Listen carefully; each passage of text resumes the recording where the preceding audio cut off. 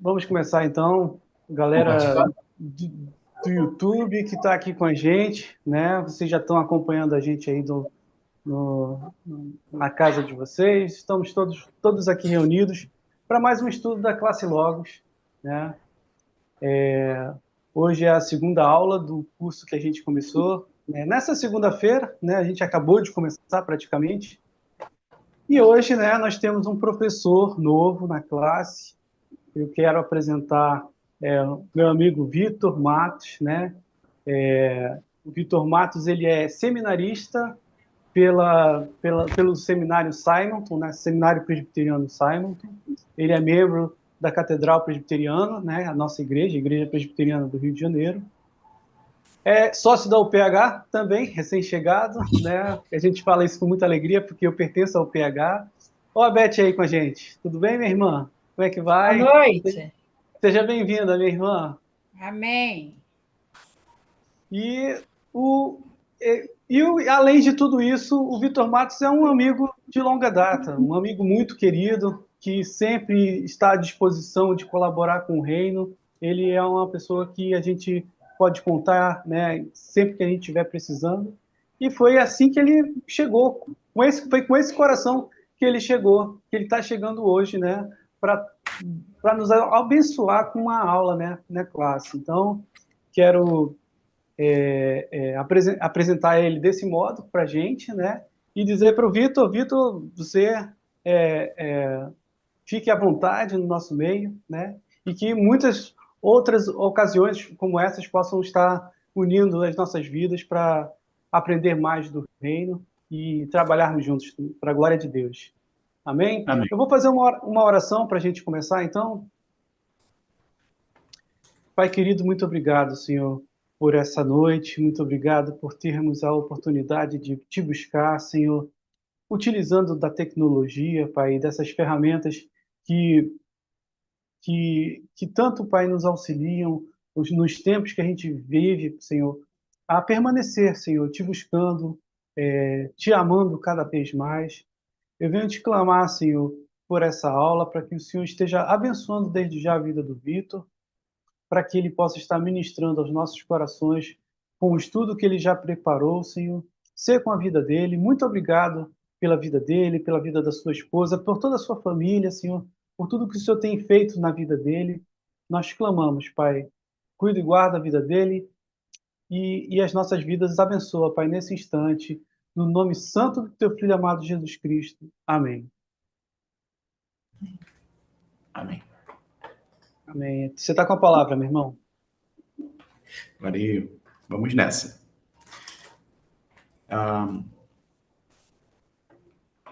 Ficou só o EBD e IBRJ aqui destacado. Fiquei muito curioso.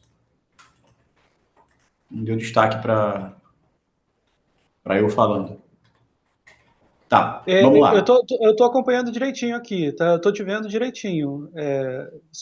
Eu acho que só fui eu que desliguei a minha câmera porque eu ainda tô aqui na casa da minha sogra e eu tenho que dar atenção para as crianças. Aí eu não vou poder manter a câmera ligada. É que eu achei curioso que quando eu falo, a minha imagem não aparece em destaque. Deixa eu ver se é modo de visualização. É um pouquinho diferente isso mesmo, realmente. Não ela mostra a última pessoa que fala, alguma coisa assim. Mas está saindo direitinho, tá? Eu estou te vendo bem. Tá. Vou botar no modo galeria que aparece todo mundo aqui. Troquei aqui. Aí Fica à fica vontade. melhor para ver todo mundo. Bem-vinda, Beth. É uma honra sua presença aqui. E Oi. Vou começar fazendo um comentário aqui. No seminário, a gente aprende um negócio. Quando você vai preparar um sermão, ou um estudo, algo do tipo, nós nos debruçamos em diversos conteúdos, como livros, comentários sobre aquela passagem, sobre aquele tema. E tem um professor meu que ele falava que isso era ao lado da nossa cozinha. Às vezes a cozinha fica um pouco bagunçada. Vai livro para tudo quanto é canto, anotação daqui, dali, rabisco no papel. você anota tudo, prepara tudo bonitinho e leva o sermão para ser apresentado, o estudo para ser apresentado. E quando a gente faz o sermão, a gente não leva o lado que ficou do lado da cozinha. Você leva a parte que ficou arrumadinho, o prato pronto, né? Quando se a gente fizer analogia. Então, o que eu vou fazer aqui hoje é abrir a porta da cozinha. Vamos conversar dentro da cozinha. Ou seja, vamos mergulhar aqui no texto da lição, acompanhar aqui também com alguns comentários e a construção de debate da Beth, que está presente, Daiane está aqui do lado, não sei se a Lua está do lado da sala. Não, não está na sala. Tá, enfim. De quem estiver assistindo ou participando, está aberto para debate. A lição de hoje, ela tem por título 2 tipos de vida. E é uma lição que fala sobre o livro de Salmos no capítulo 1, Salmo 1. Aí vem um ponto que eu não cheguei a dar uma olhada na lição anterior, mas é importante observar que quando a gente fala de Salmo 1, Salmo 2, Salmo 3, não é Salmos 1, Salmos 2, Salmos 3. Porque é o Salmo 1. Então é Salmo 1. Então, isso é só um ponto importante para a gente compreender quando a gente está falando sobre o livro de Salmos. E essa lição de hoje, ela trouxe esse paralelo entre 2 tipos de vida. O autor, ele apresenta uma proposta de paralelo e junto a essa proposta de paralelo que o autor da lição traz, eu vou trazer uma proposta similar a ela, também dentro da abordagem de 2 tipos de vida. A primeira lição, ela comentou que o livro de Salmo ele é composto por 150 salmos, que estão organizados em um dos livros que é um dos principais do Antigo Testamento, que a gente pode colocar ali como uma compilação de diversas questões que são tratadas no Antigo Testamento. Nós temos salmos que abordam diversas temáticas diferentes, glorificando a Deus, salmos, até mesmo salmos imprecatórios, que é aquele tipo de salmo para... É a oração que normalmente a gente gostaria de não precisar fazer. É a oração do tipo, você tá ruim, que eu te entrego nas mãos de Satanás, vai em frente, vai embora. É o tipo do salmo imprecatório. É nessa linha assim. Mas tem diversos outros tipos de salmos também, abordando diversas temáticas diferentes. Deixa eu pegar aqui. Vou deixar aqui minha Bíblia aberta no Salmo 1.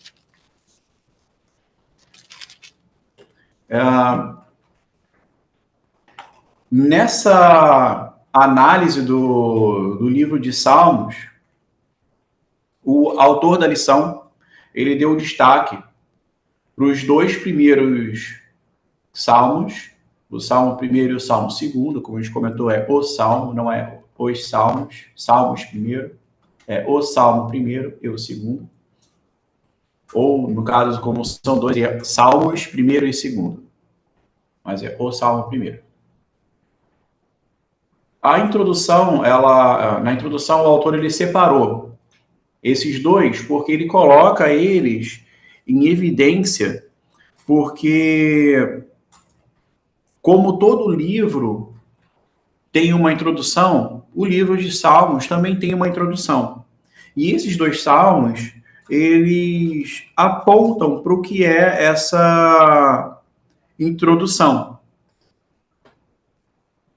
Aponta para os valores que nós devemos seguir como pessoas tementes a Deus.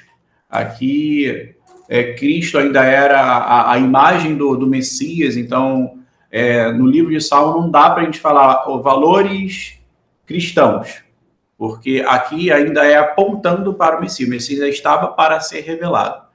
Então, nós temos aqui valores que apontam para o Messias, apontam para a vida cristã no dia a dia. E tem dois pontos que o autor ele coloca como importantes, é que o Salmo 1º e o Salmo 2º, eles fazem meio que um paralelo. O Salmo 1º, ele trata, no versículo 1, do bem-aventurado. O Salmo 2º, ele fala os bem-aventurados. Quem são esses? No Salmo 2º, versículo 12. No finalzinho, né? Ele fala, bem-aventurados todos os que nele se refugiam. Salmo 1º, ele coloca, bem-aventurado o homem que não se assenta no conselho dos ímpios. Então, a gente já tem um paralelo aí em relação à bem-aventurança. No versículo 6 fala, o fim do caminho dos ímpios. Versículo 6, pois o Senhor conhece o caminho dos justos, mas o caminho dos ímpios perecerá. Seguindo aqui o paralelo que o autor coloca no versículo 11 do Salmo 2, servi ao Senhor com temor e alegrai-vos nele com tremor. Então, mostra aqui a importância assim, da gente seguir a Deus, né, o caminho do justo e que nós devemos fazer isso com temor e com tremor. A roda dos escarnecedores, o autor coloca aqui no versículo 1 também, né? Um paralelo como nos versículos de 1 a 3 do Salmo 2, que fala aqui dos reis da terra, dos príncipes, contra o Senhor. Rompamos os seus laços, sacudamos de nós as suas algemas. Está mostrando aqui, em relação aos reis da terra, no começo do Salmo 2, né? Os reis da terra se levantarão e os príncipes conspiram contra o Senhor e contra o seu ungido. E no Salmo 1 fala de não se deter no caminho dos pecadores, nem se assenta nas rodas dos descansadores. Aí o autor da lição ele coloca esse paralelo dos reis da terra e tudo com a relação aqui com o caminho dos pecadores e a roda dos escarnecedores. Um ponto que eu considero que importante trazer aqui, quando eu observei essa lição, é que eu estava até comentando com o Will antes, fazendo um parênteses aqui antes de avançarmos, que uma característica da igreja presbiteriana é que nós somos uma igreja confessional. E o que nos caracteriza como uma igreja confessional? Nós somos confessionais porque nós temos uma confissão de fé que norteia a forma como nós compreendemos a palavra de Deus. A Bíblia é a nossa única regra de fé e prática. A Bíblia, ela é inerrante.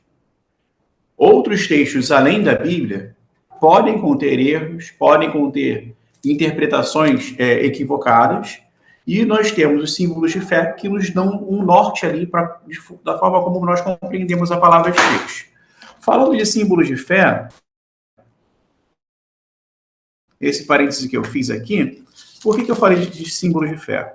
Porque na nossa confissão de fé, que é a confissão de fé de Westminster, capítulo 1 fala sobre a Escritura Sagrada.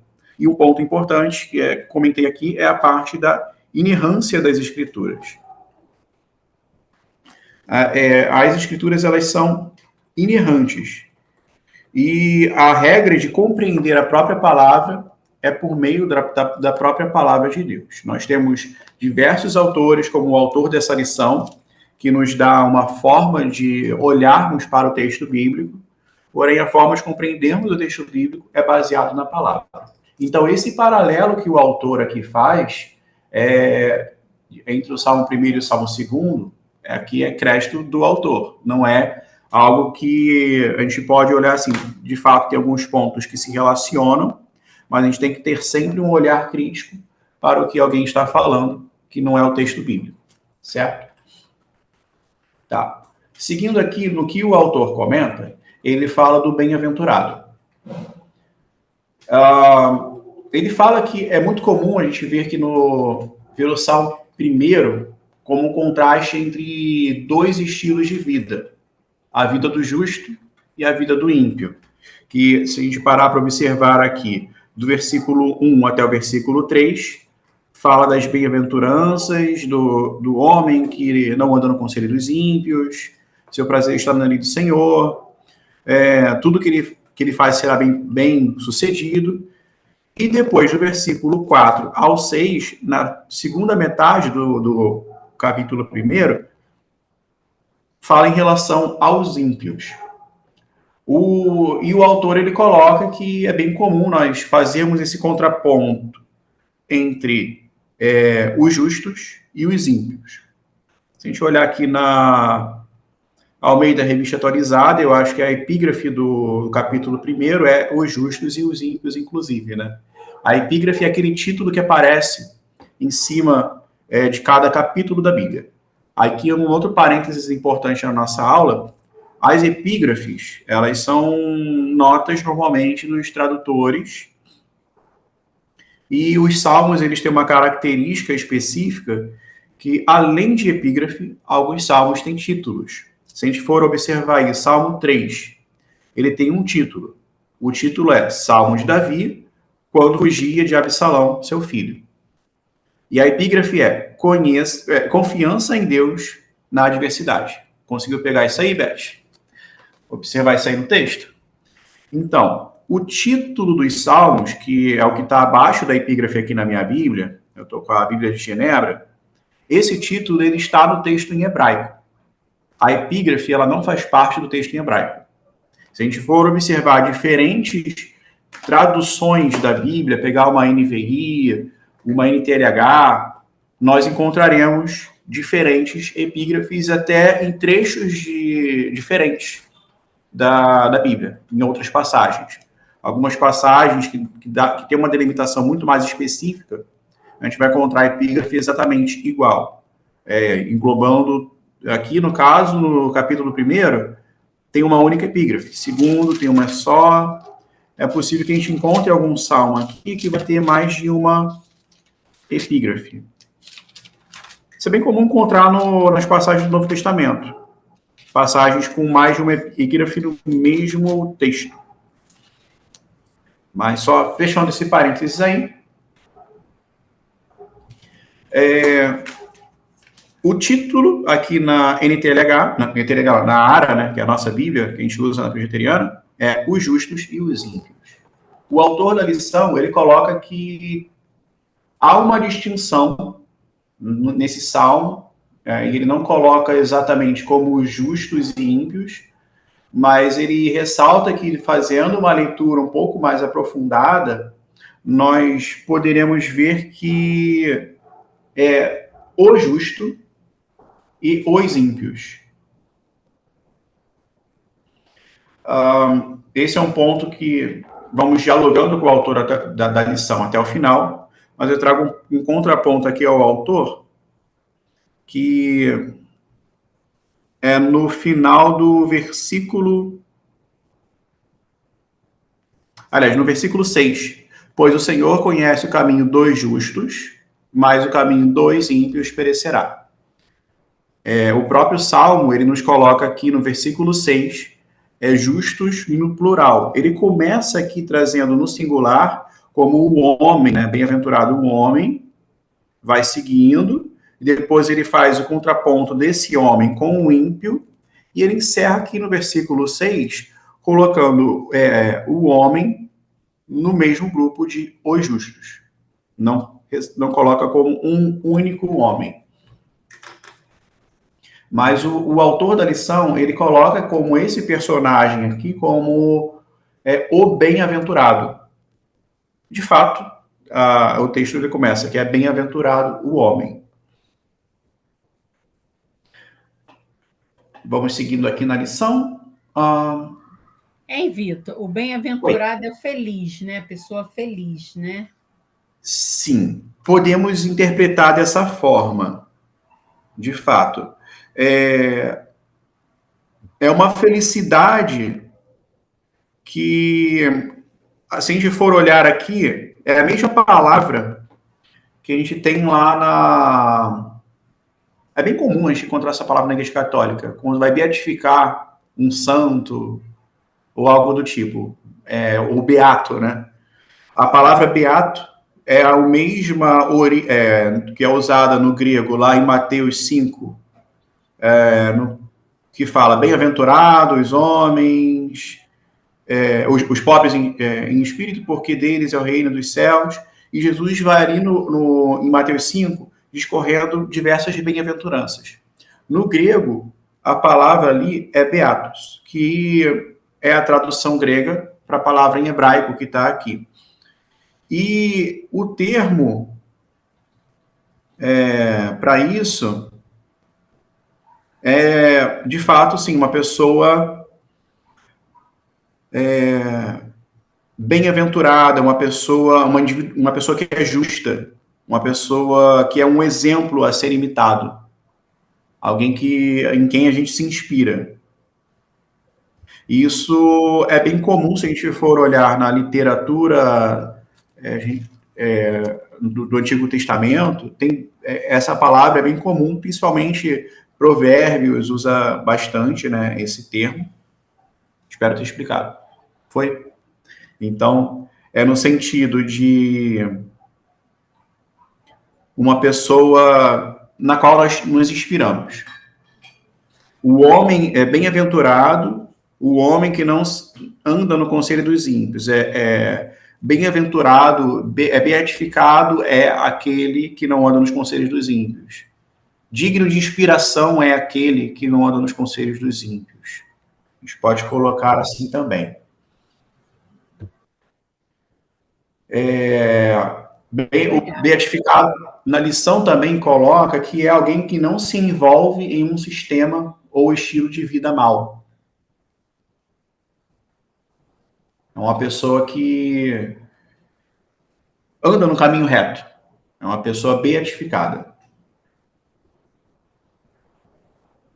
Como a gente vê aqui no versículo 1.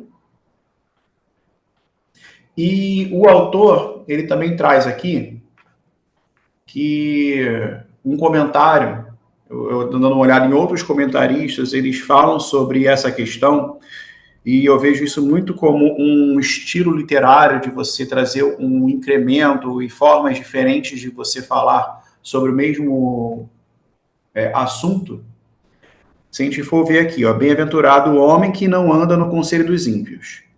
A gente tem aqui o andar, não anda, conselho, que é o local. A ação é não andar, o local é o conselho ali que ele coloca, e o grupo para o qual isso se destina são os ímpios. Então, a ação é que ele não anda no conselho dos ímpios. Depois a gente tem não se detém. A ação ali, que é a ação de não se deter, no caminho, e depois dos pecadores. E depois ele fecha com nem se assenta, depois vem na roda, e dos escarnecedores. O autor da lição, ele coloca isso como ele chama aqui de 3 trincas, né? São 3 conjuntos de 3 pontos, né? Que é não andar, conselho e ímpios. Não se deter, caminho, pecadores. Não se assentar, na roda, e dos escarnecedores. E o autor ele coloca isso que é uma forma de intensificar. De fato, porque ele começa com o andar, que é algo mais distante, e a gente vai ali para o se assentar. Você está muito mais próximo de conviver.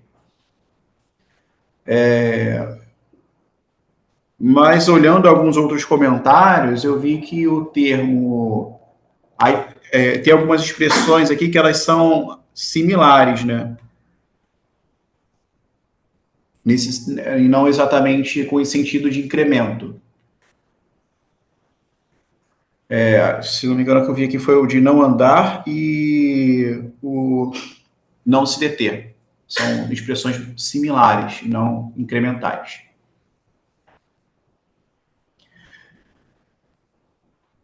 Deixa eu seguir aqui. E o autor aqui ele coloca que a razão principal do homem bem-aventurado não se envolver com a vida ímpia é uma característica que é apresentada pelo Salmo, que é o que nós devemos fazer.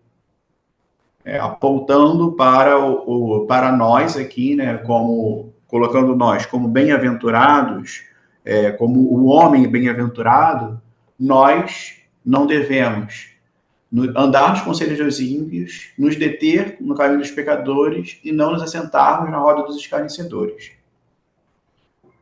O autor, ele seguindo aqui, ele coloca um outro ponto que é importante para todo aquele que é bem-aventurado, que é o de meditar na lei do Senhor. Aqui vale um outro parênteses sobre a palavra meditar. Que meditar, se a gente pensando nos dias de hoje, isso foi um problema que eu tive, inclusive em casa, um tempo atrás. Até mesmo eu já passei por esse questionamento, né? Quando a gente pensa em meditação, você já pensa naqueles conceitos modernos de meditação. Que o que é? Você esvaziar a sua mente, você relaxar, você pensar em alguma coisa, tipo pensar numa praia, pensar em floresta. Só que o meditar aqui não é nesse sentido. E o meditar na palavra de Deus, no contexto bíblico, não tem nada a ver com a meditação que nós temos nos dias de hoje. Eu considero até perigoso um cristão praticar meditação como é ensinado nos dias de hoje. Que no contexto sem ser no contexto cristão, que é o contexto que eu comentei aqui, de você esvaziar a sua mente. Quando nós meditamos na palavra, nós fazemos o contrário. Nós nos apoderamos da palavra. Nós fazemos como um ruminar na palavra. É uma reflexão constante e ativa, discutindo com a palavra no bom sentido, não de criticar a palavra, mas dialogando com a palavra constantemente durante o nosso dia, durante a nossa vida. Esse é o meditar na palavra. Se nós pensarmos como que pode ser uma meditação para um cristão, é nós nos apoderarmos da palavra de Deus, é nos enchermos da palavra de Deus, compreender o que ela fala para nós, colocarmos ela em prática na nossa vida. Tem, inclusive, uma prática muito interessante bem praticada por teólogos reformados também, que é chamada de Lectio Divina, que é de nós pegar lição de Deus, né? Traduzindo do latim para o português, Lectio Divina é a lição de Deus. Qual que é a lição de Deus? É o texto bíblico. Essa é uma prática interessante de meditar. Em que consiste a Lectio Divina? Em nós lermos o texto, pararmos, refletirmos sobre o texto, fazermos isso umas 3 vezes. Lê de novo, medita. O que aquele texto fala para nós, como que aquele texto está tocando na nossa vida, o que esse texto também fala no contexto bíblico, qual é a mensagem desse texto. É a prática de nós meditarmos no que a palavra de Deus diz. Então, o que o versículo fala aqui, o seu prazer está na lei do Senhor e na sua lei ele medita de dia e de noite, no versículo 2, é nesse sentido. A meditação cristã, ela é essa. É nós nos apoderarmos, é trazer constantemente as maravilhas que Deus fez, que estão na lei, que estão na palavra, que estão nos evangelhos, trazermos isso para o nosso dia a dia. E isso nos evita de caminharmos, de seguirmos pelo caminho errado, pelo caminho da perdição. E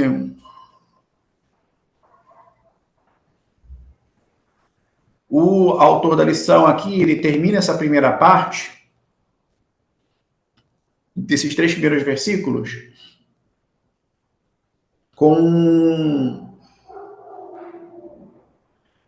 comparando, né, com essa parte que é o versículo 3. Ele é como árvore plantada junto à corrente de águas que no seu devido tempo dá o seu fruto, e cuja a folhagem não murcha, e tudo quanto ele faz será bem-sucedido.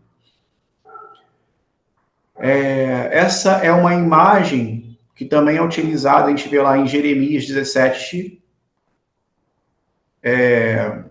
Jeremias 17, sim, também traz essa mesma imagem, e nos mostra como que é o caminho de quem segue as bem-aventuranças, né? De não andar nos conselhos dos ímpios, não se deter no caminho dos pecadores, não se sentar na roda dos escarnecedores. O que nós desfrutamos disso?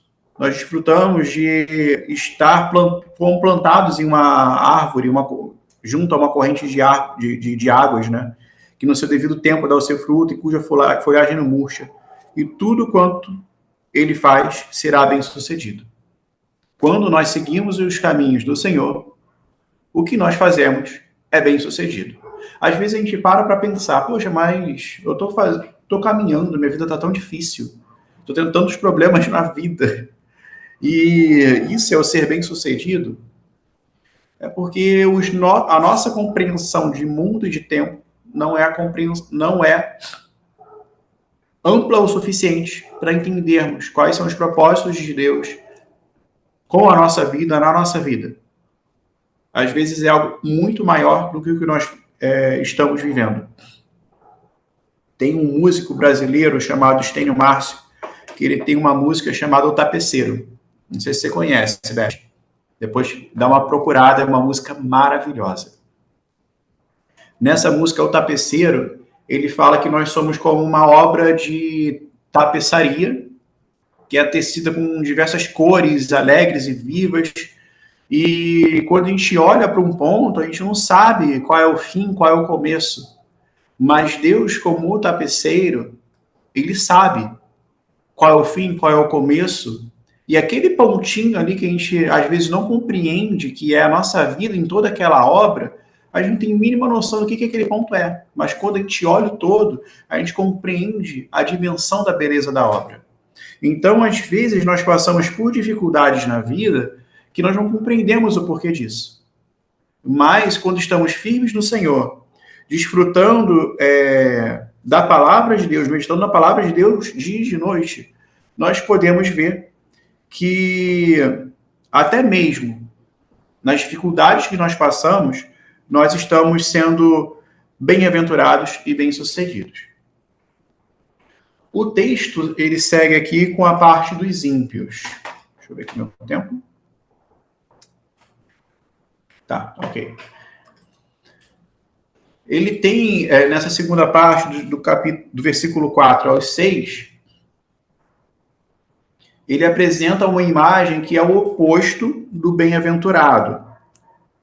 Então, ele faz um contrapondo ali, né? Uma contraposição da primeira parte ali.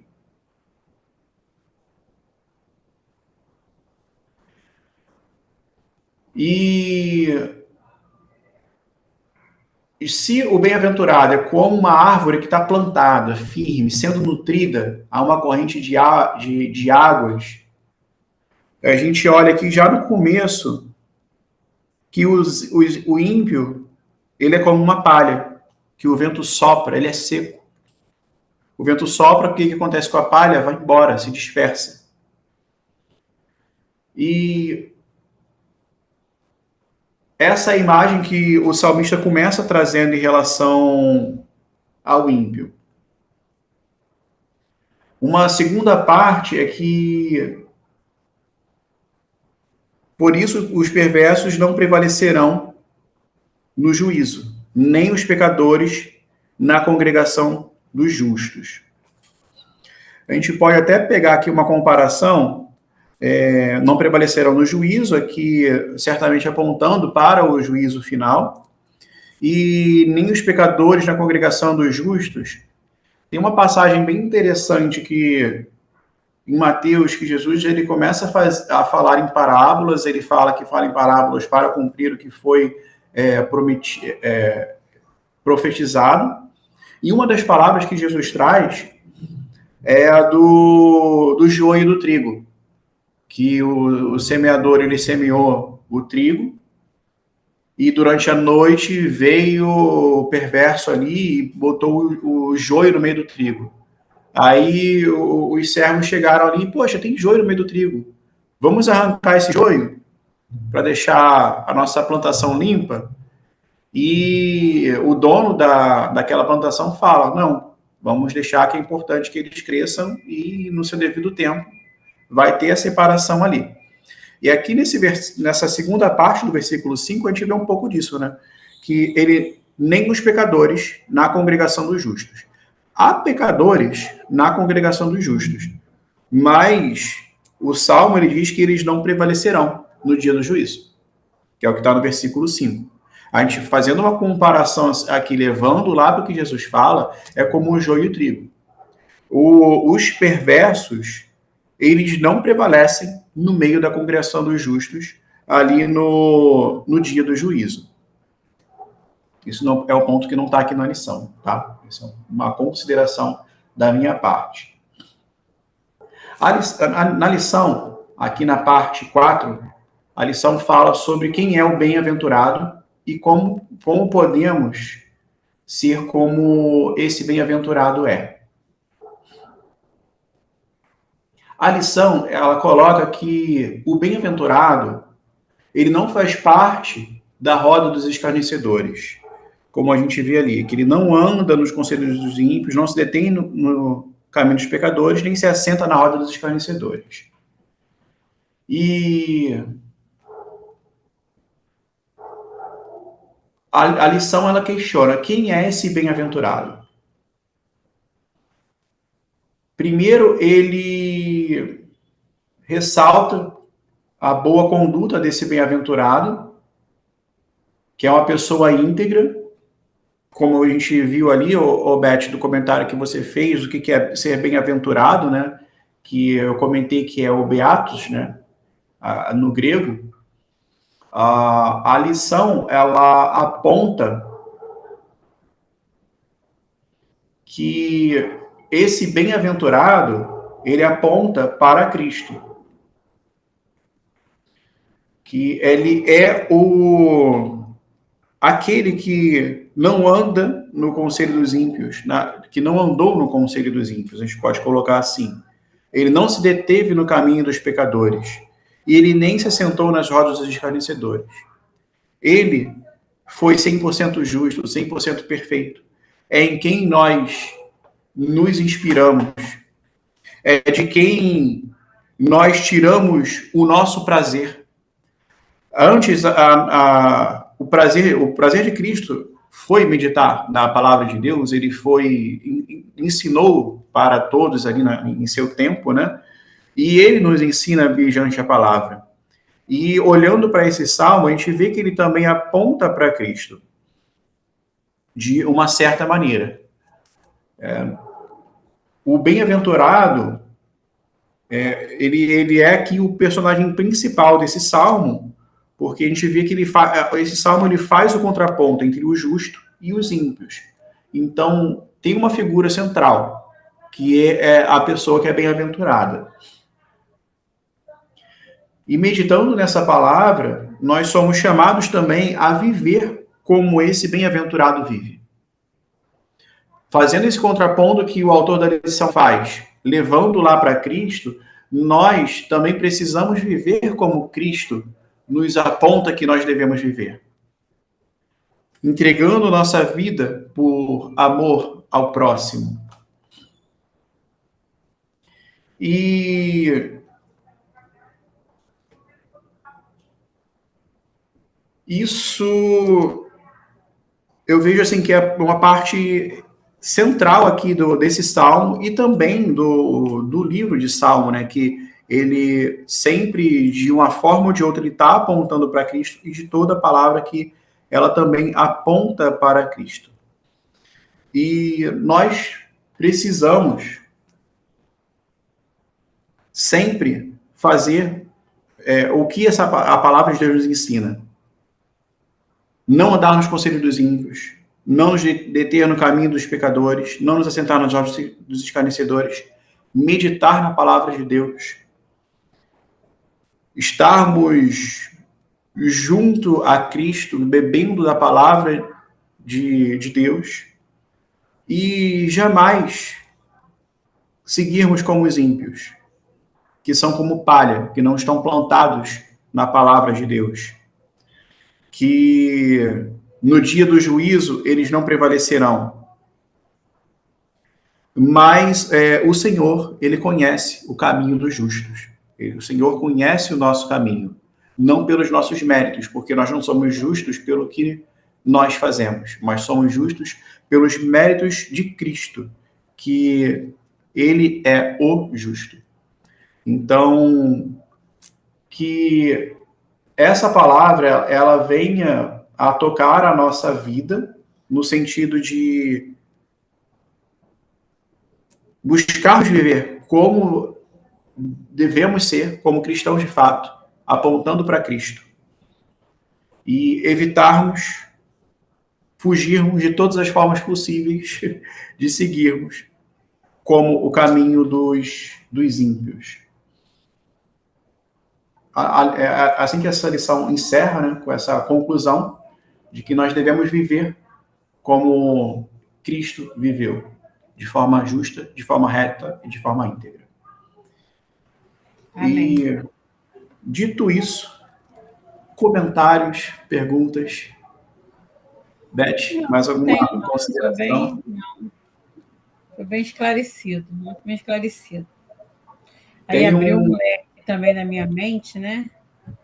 Que a gente estudando realmente, né? A gente se aprofundando, abre um leque na nossa mente, né? Sim. Né? Para que a gente realmente, né?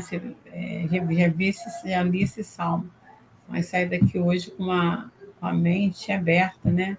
Que realmente, né? Que nós possamos ser como uma árvore plantada junto a uma corrente de águas, que no devido tempo dá o seu fruto. Amém. E se a gente pensar que na questão de meditar na lei do Senhor de dia e de noite, trazendo para os dias atuais, aqui já puxando para um bate-papo sobre o texto, nós vemos nos dias de hoje as pessoas dedicando tempo para meditar na palavra de Deus, ou vemos as pessoas dedicando tempo para estar em redes sociais? Em redes sociais, eu mesma, às vezes, muitas das vezes. Se a gente pegar para considerar o tempo que muitas pessoas levam em redes sociais, em grupos, conversando, dialogando, acompanhando diversas conversas, e pararmos para pensar quanto tempo que essa pessoa está meditando na palavra de Deus, tem pontos que a gente precisa ver que precisam ser corrigidos na nossa vida. É verdade, é verdade. Ao invés de a gente olhar para a vida do próximo, olhar para nós mesmos também. Né? É verdade. A palavra de Deus, né, Vitor, quando a gente medita nela, fala muito ao nosso coração, né? Arde nosso coração para que nós possamos melhorar, né? Em vários sentidos, né? Um desse é isso mesmo, a gente tem que se meditar, né? Tá ali meditando, tá ali e praticando, né? Que acho que é meditar e praticar, ler, meditar e praticar, né? Nós temos que praticar, né? Sim. E com isso a gente vai aprendendo cada vez mais sobre a palavra, conhecendo mais a palavra, tendo intimidade com ela. Nós conseguimos cumprir com o que Cristo falou para nós, que é fazer discípulos, batizar em nome do Pai, do Filho e do Espírito Santo, levar a palavra de Deus, levar o Evangelho. Nós só conseguimos fazer isso quando nós meditamos na palavra. Quando nós conhecemos quem é o autor da palavra. Quando nós temos intimidade com ele. Então, precisamos ter intimidade com o autor da palavra. Muito mais do que intimidade com um famoso que nós estamos seguindo numa rede social. Muito mais do que com um filme que nós acabamos de assistir, ou que nós gostamos muito, e descrevemos cenas desse filme com particularidades, assim, descrevendo como é que foi e tal. Será que a gente é capaz de fazer o mesmo em relação à palavra de Deus? Será que nós somos capazes também de fazer como o salmista está falando aqui, de meditar na palavra dele de dia e de noite, absorver o que a palavra diz, ter o prazer da nossa vida na palavra de Deus? Essas perguntas, elas servem como uma reflexão para nós e como uma crítica para mim mesmo, porque eu não estou fora da sociedade, faço parte dela, sofro esses mesmos desafios de rede social. Então, nós precisamos sempre estar refletindo quanto tempo nós dedicamos para meditar na palavra de Deus. A Daiane, minha esposa, uma vez ela trouxe um comentário bem interessante sobre esse salmo. Quer comentar? Sim. Então fala você. Esse salmo é um salmo muito bonito, né? E aí eu fiz como se fosse uma oração para o Vitor. Bendito seja o Vitor, que não anda segundo o conselho dos ímpios. E é assim que a gente possa também estar orando pelo nosso marido, pela nossa família, os nossos filhos, porque ele traz uma mensagem muito profunda, né? Amém. Amém. Praticar. E quando a gente olha também para a palavra de Deus, nós vemos que pessoas não são santas, não são perfeitas. Mas quando ela está plantada junto à corrente de água, ela está sempre bebendo, é uma água que está sempre se renovando. E assim tem que ser a nossa vida também. E assim a gente tem que olhar para quem está ao nosso lado. Derramar bênçãos sobre a vida dessa pessoa. Meditar com ela também na palavra de Deus. Isso também é outro ponto importante. Will, algum comentário, algum ponto para complementar? Meu irmão, eu vou ser franco com você, porque eu estava querendo dar 100% de atenção a essa aula, mas as crianças não deixaram. Mas eu queria fazer um comentário a respeito dessa questão. Eu acho que você foi preciso aí quando você realmente colocou ali a dificuldade que o ser humano pecador tem de dar a importância à palavra, né? Da mesma maneira, quer dizer, se fosse da mesma maneira que a gente dá atenção para coisas seculares na nossa vida, né?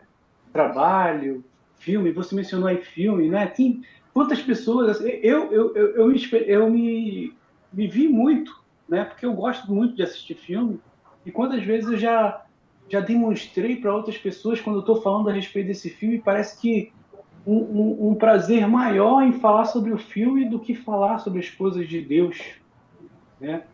E por que isso acontece? Porque a gente é pecador. Porque essa é a nossa natureza. E assim, os salmos, eles são uma... Eu falei isso na aula passada, na aula anterior, né, há 2 dias atrás. E com a prática de ler os salmos pode ser um grande auxílio para que a gente realinhe as nossas vidas em adoração a esse Deus, que é tremendo nas nossas vidas, que não é um mero detalhe, que não é só como se eu fosse um torcedor de um time, né? Um time que vence sempre. Não é isso. É realmente o nosso objetivo de vida, como não tendo como fugir disso. Eu mencionei a confissão de fé o breve catecismo, né, a primeira pergunta do breve catecismo, falando, né, qual o fim principal do homem, e o fim principal do homem é louvar a Deus, né, e sentir prazer nesse Deus para sempre, né? Então, isso daí é um grande desafio para as nossas vidas, né? E falei, inclusive, sobre a prática que algumas pessoas adotaram de exercitar a leitura dos salmos para assimilar cada vez mais aquele meio de adoração, porque, na final de contas, é isso mesmo. E eu só repito, né, o que eu falei na semana passada. Os salmos, eles são palavra de Deus dadas ao homem para que o homem devolva a Deus.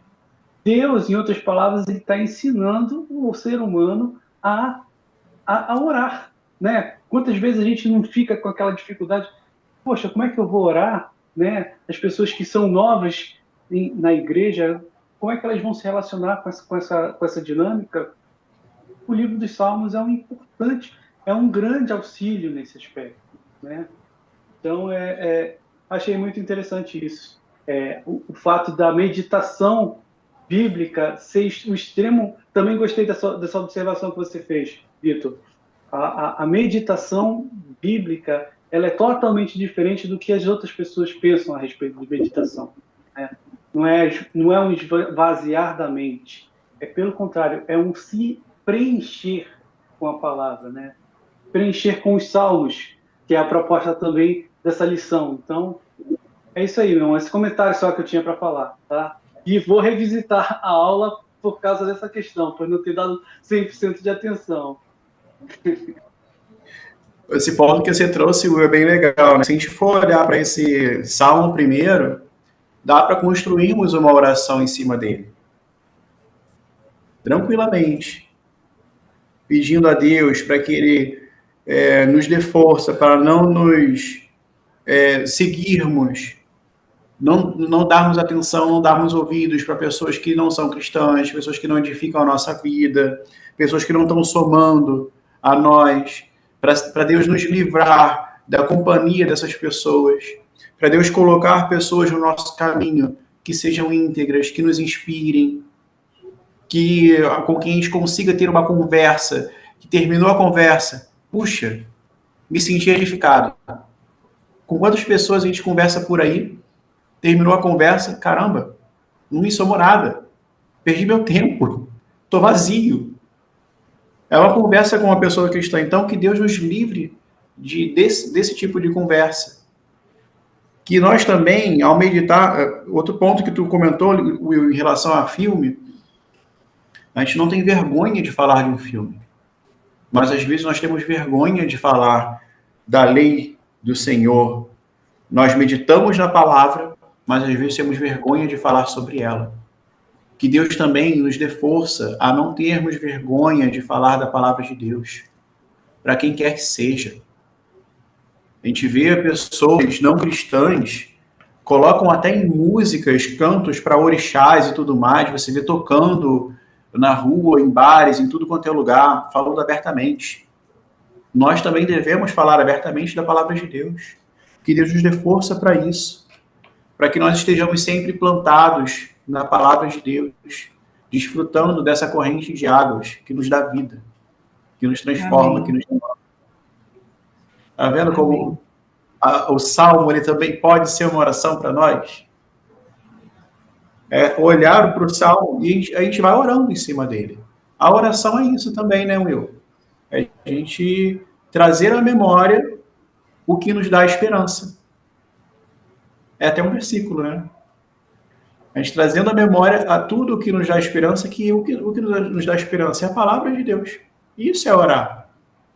Orar é nós trazermos isso à mente o tempo inteiro. Amém? Amém. Amém. Will, te passo a palavra. Amém. Meu irmão, gostaria de agradecer, né, a sua aula, né, a sua instrumentalidade, que nos auxiliou aí a aprender mais das Escrituras, né? Uma bênção. Glória a tua vida, meu irmão.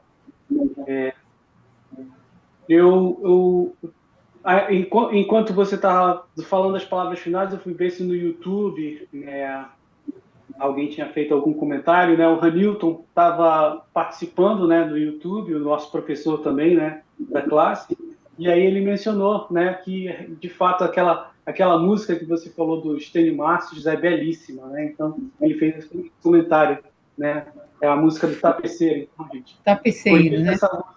A letra dessa música que realmente é uma bênção. Meus irmãos, a gente precisa encerrar, né? A gente... A menos que alguém queira falar mais alguma coisa, Beth, a Daiane, fiquei muito feliz que a Daiane também participou da aula, minha irmã. Muito obrigado aí por ter participado com a gente. Falando de música, mais uma dica de música. Essa é um pouco diferente de Estênio. Eu não sei se o Will conhece. É a música chamada... ela se chama Salmo 1, de uma banda chamada Metal Nobre. E ela é justamente o Salmo... Busca na internet. Metal Nobre, Salmo 1. Ela é o Salmo primeiro cantado. Eu vou depois colocar o link da música no grupo do WhatsApp para a gente conhecer, né? Benção, meu irmão. Então, a gente vai encerrar, né, a nossa aula. Mais uma vez aqui eu agradeço a vida do Vitor. Deus te abençoe, meu irmão. E você escolhe, meu irmão, quem vai fazer a oração final. Eu fiz a oração, né? Eu fiz a oração no início, então pode ser você, pode ser a Daiane, pode ser a Beth. Você que escolhe. Posso fazer essa oração final. Pensa. Beleza. Senhor, te agradecemos, ó Pai, por esse momento maravilhoso que nós tivemos de meditar na Tua Palavra. Que nós venhamos a ter prazer em meditar nela de dia e de noite, a todo tempo. E que dela não venhamos a nos envergonhar. Que nós venhamos a guardar a Tua Palavra em nosso coração. E que da Tua Palavra sempre procedam correntes de água que nos renovem, que nos façam dar frutos, Senhor. Porque de nada vale nós sermos cristãos ou dizermos cristãos e não darmos frutos. A árvore, ela precisa dar o seu fruto. E que nós, Senhor, venhamos a dar frutos no seu devido tempo. Em nome de Jesus, Senhor. Que a nossa vida não seja como a vida dos ímpios, que é como palha seca que o vento dispersa. Senhor, nos livra, Senhor, dos conselhos dos ímpios. Nos dê sabedoria para darmos também conselhos sábios para as pessoas que precisam ouvir da Tua Palavra e que ainda não tiveram a oportunidade de ler a Tua Palavra, de meditar na Tua Palavra. Que nós venhamos a ser palavra vida na vida dessas pessoas. Em nome de Jesus, Senhor. Que também nós venhamos a não nos assentar em lugares que não vão glorificar ao Teu nome. E que, se por acaso estivermos assentados em um local desse, seja para glorificarmos a Ti, para darmos bons testemunhos, Senhor, em nome de Jesus. Porque há momentos na vida que nós precisamos dialogar com pessoas que não são cristãs, Senhor. E que nós tenhamos sabedoria para dialogar com essas pessoas e mostrarmos qual é o caminho reto, Senhor. Que nós jamais venhamos a nos desviar de Tua Palavra. Em nome de Jesus, Senhor. Que a Tua Palavra seja impressa em nosso coração. Em nome de Jesus. Amém. Amém. Amém. Bênção de Deus, meu irmão. Meus irmãos, a gente vai recitar agora, né, os motos da nossa classe, né? Nós temos um moto da nossa classe e temos um moto para essa nova série que a gente que a gente acabou de começar, né? Então, deixa eu só abrir aqui porque eu só tenho um deles memorizado. Mas vamos lá. O primeiro deles, que é o moto da nossa classe, né? Muitos aqui já sabem de cor, é o que está em 2 Timóteo 2,15. Procura apresentar-te a Deus aprovado como obreiro que não tem que se envergonhar, que maneja bem a palavra da verdade. Amém. A Beth até recitou aqui com a gente. E o segundo moto, né, está em Colossenses 3,16. É o moto que vai nos acompanhar aí nessas 13 lições, né? Na verdade 12 agora, né? Com essa lição agora. Mais 11 lições que a gente ainda vai ter, melhor dizendo, né? Então, vamos lá. Está em Colossenses 3,16. Habite ricamente em vós a palavra de Deus. Instruí-vos e aconselhai-vos mutuamente em toda sabedoria, louvando a Deus com salmos, hinos e cânticos espirituais, com gratidão em vosso coração. Amém. Amém. Então, esses são os nossos motos, né, para que a gente possa estar fixando, né, nas nossas mentes, meditando cada vez mais, enchendo as nossas vidas com essa palavra. E é isso, meus irmãos.